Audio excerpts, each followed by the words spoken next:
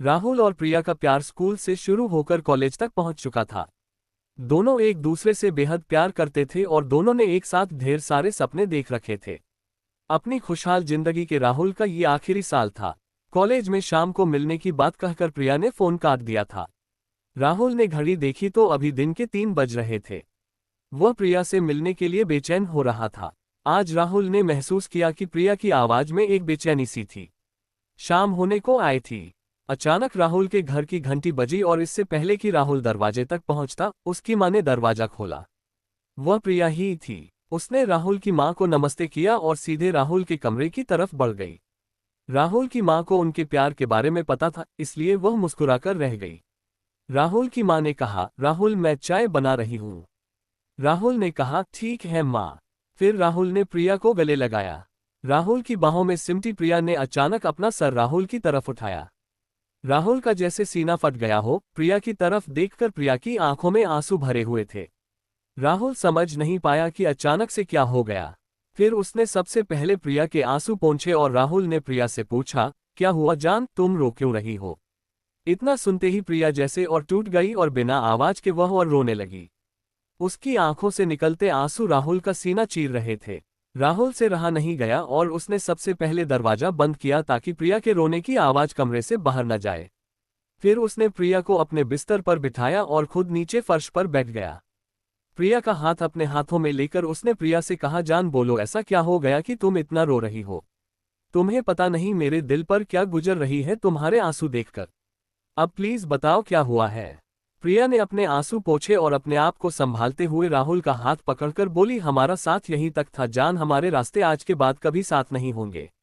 राहुल को जैसे एक झटका लगा।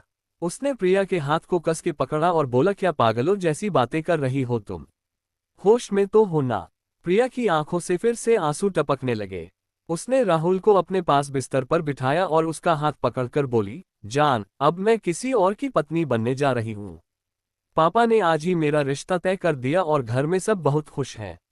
राहुल पागलों की तरह उसकी तरफ देखकर प्रिया की बातें सुन रहा था। उसे समझ नहीं आ रहा था कि वह कैसे और क्या बोले।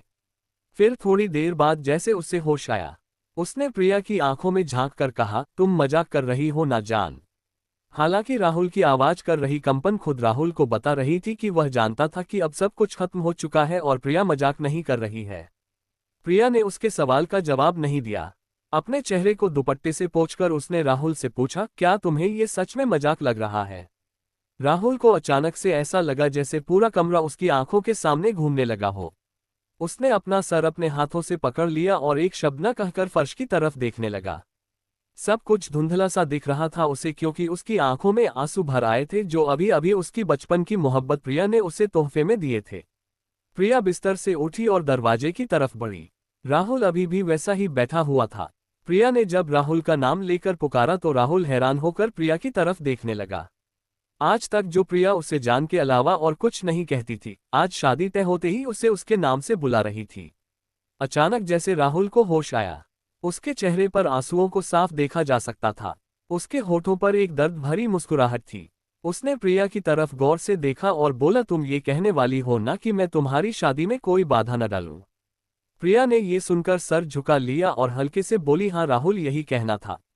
मुझे पूरी उम्मीद है कि तुम मेरी हालात समझोगे और कुछ भी ऐसा वैसा नहीं करोगे जिससे यह शादी टूटे या मेरी या मेरे घर वालों की बदनामी हो।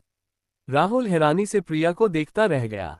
ये था उसके बचपन का प्यार, जिसे ये तक पता नहीं कि वह ऐसा कुछ करने की सोच भी नहीं सकता जिससे प्रिया या उसके घर वालों का कोई नुकसान हो। क्या इतना ही जानती थी प्रिया उसे?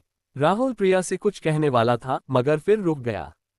उसने प्रिया की तरफ देखते हुए दीवानों की तरह मुस्कुराया और अपने दोनों हाथ प्रिया के सामने जोड़े और फिर दरवाजा खोल दिया।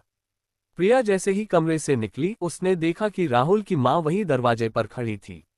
वह समझ गई कि राहुल की मां ने सब कुछ सुन लिया है। अपना सर झुकाकर प्रिया वहां से चली गई। राहुल की मां ने राहुल के कमरे में चाय रखी और उन्होंने राहुल की तरफ देखा। उसकी मां बेटे का दर्द देख न पाए और बिना कुछ कहे कमरे से निकल गई।